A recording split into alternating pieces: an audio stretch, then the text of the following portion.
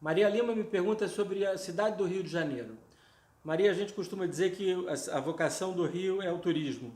Eu brinco um pouco com isso, dizendo que, na verdade, o talento do Rio é o turismo, porque é uma cidade linda, com uma população acolhedora, mas, na verdade, a gente não tem tanta vocação porque a gente não investe nisso. A gente tem problemas nos hotéis, problemas sérios em gastronomia, o serviço desse tipo de empresa é sempre muito ruim, não tem treinamento, ninguém fala língua estrangeira, não tem serviço de guia turístico, o aeroporto é muito defeituoso, mas de qualquer maneira a principal vocação deveria ser essa, então a gente deveria investir nisso. Além do turismo, há outros serviços de alto valor agregado que nós poderíamos ter. Um são os serviços financeiros, há vários bancos de investimento, outros bancos, seguradoras que foram para São Paulo, nós precisávamos trazê-los de volta. A gente tinha a Bolsa de Valores aqui, deixou de ter, deveríamos ter. Então, serviços financeiros é um caminho. Outro é desenvolvimento de software e de alta tecnologia, mas não de indústria, né, de serviço. Isso é uma coisa também, um bom caminho para o Rio de Janeiro. Acho que é mais ou menos nessa direção. Fernando de Sá, de Partido Alferes, me pergunta quais são as ideias do Partido Novo para o interior do estado do Rio, em particular as pequenas localidades como Pati, onde ele mora. Fernando, eu acho que a vocação do Rio de Janeiro é especialmente por serviços de alto valor agregado, para uma indústria sofisticada. Isso inclui, evidentemente, turismo, que é a primeira coisa que a gente pensa quando fala do Rio, mas não só o turismo que a gente está acostumado, de praia, sol, também o turismo ecológico, que já acontece em Pati do Alferes e que pode e deve ser desenvolvido. Uma outra atividade também muito importante é a atividade agrícola, mas não a atividade agrícola de alta produtividade, de grandes volumes, mas de alto valor agregado, orgânica, sustentável, sofisticada.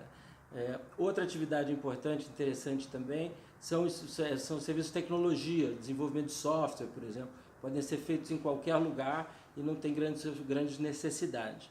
Evidentemente, para isso tudo funcionar, é preciso que haja uma melhoria grande na infraestrutura, né? Nossas estradas são muito ruins, então é preciso melhorar isso também. O Orion Castro gostaria de saber se eu acho que uma renovação quase completa dos políticos, sem a reeleição de ninguém, contribuiria para a diminuição da corrupção e dos conchavos no próximo período legislativo. Ora, essa é uma conversa naturalmente teórica, porque não existe nenhuma chance de haver uma renovação completa do Congresso. Talvez 40%, que já é muito. Enfim, então é uma conversa teórica, mas mesmo assim essa teoria provavelmente não seria boa para o Brasil. Você imagina, o Congresso é um lugar que tem um funcionamento complexo. Você imagina, de repente, botar 600 pessoas que não sabem onde fica o banheiro lá. É provável que o Congresso pare e nada funcione durante um bom tempo. Então eu não acho que isso seria uma boa ideia. Em segundo lugar, também não há nenhuma garantia que você simplesmente trocar pessoas que são ruins por pessoas desconhecidas vá fazer com que fique bom. Nós não sabemos se as desconhecidas, todas elas, serão boas. Algumas serão boas, outras não serão tão boas. Então eu acho que essa é uma tentação talvez um pouco enganosa, por assim dizer. Mas, de qualquer maneira, eu volto a dizer, essa é uma questão teórica, não tem nenhum perigo disso acontecer. Solange Funchal quer saber qual é a proposta do Partido Novo para o meio ambiente. Solange, a proposta, de uma maneira ampla, evidentemente, é conciliar o crescimento com respeito à natureza. Isso não é uma coisa muito simples, porque você precisa crescer, precisa produzir alimento e precisa respeitar a natureza. O crescimento sustentável é uma das grandes questões da modernidade. Não há uma proposta concreta ainda, ela está sendo desenvolvida pela Fundação Novo, que é presidida pelo economista Gustavo Franco. Quando o programa do partido estiver pronto, haverá um posicionamento mais concreto sobre esse assunto. O Jardim diz o seguinte: no SISU, se você é negro e tem renda maior do que 1,5 salário mínimo por pessoa, você está fora das cotas. Ou seja, a cota sempre vai ser social.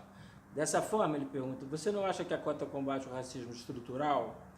Jardim, eu acho que as cotas têm pontos positivos, tanto a cota social como a cota racial tem pontos positivos e pontos negativos.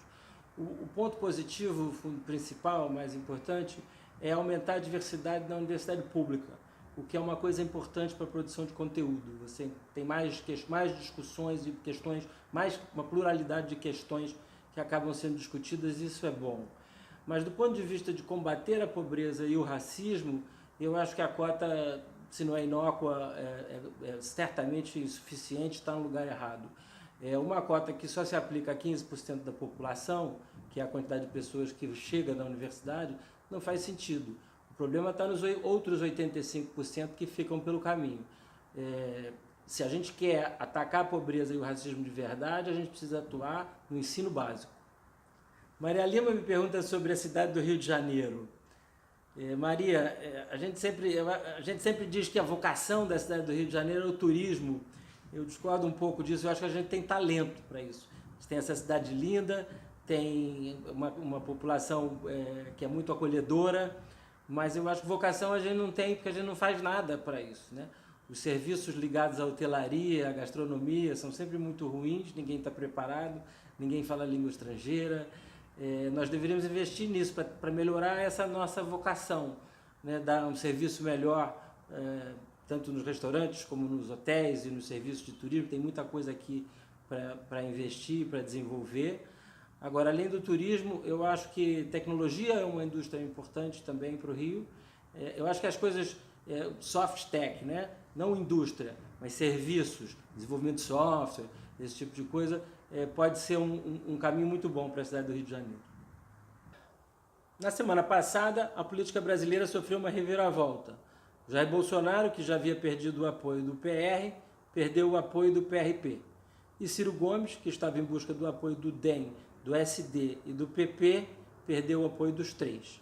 Geraldo Alckmin, do PSDB, arrastou os 5 e também o PRB.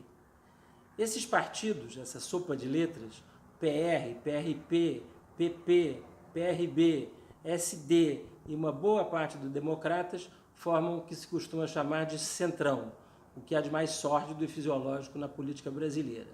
Esses partidos estão em busca apenas de cargos e verbas, nada mais. Quando você fica aliviado que a chance de escapar de um segundo turno entre os extremistas Bolsonaro e Ciro diminuiu, você percebe que aumentou a chance de você continuar com os velhos favores e trocas de cargos de sempre. Ou seja, quando você acha que escapou dos extremistas, cai no colo dos corruptos.